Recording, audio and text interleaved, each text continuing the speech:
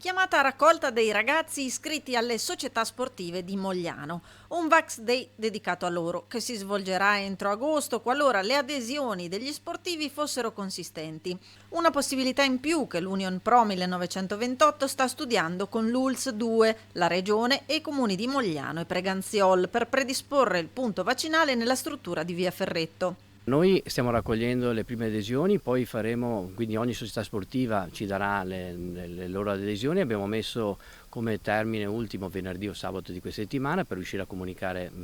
all'ULS quanti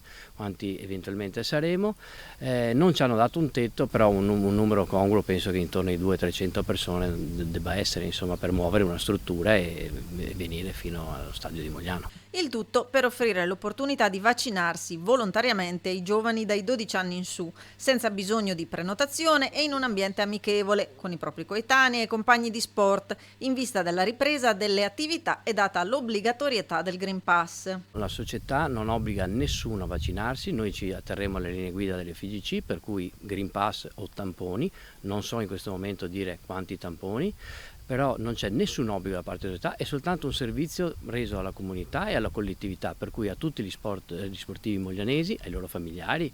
ai loro parenti, in un ambiente secondo noi più familiare, più tranquillo. Mentre le direttive su allenamenti che si svolgono al chiuso e l'utilizzo del Green Pass sembra siano state recepite, ci sarebbero però ancora dei nodi da sciogliere per chi svolge sport all'aperto ma di contatto. Non abbiamo ben capito perché sembra che per lo sport all'aperto non serva il tampone, ma noi siamo uno sport all'aperto sì, ma uno sport di contatto e abbiamo l'utilizzo degli spogliatoi, per cui non abbiamo, perlomeno io non ho ancora capito, se i ragazzi non vaccinati abbiano bisogno o no del tampone anche per gli allenamenti.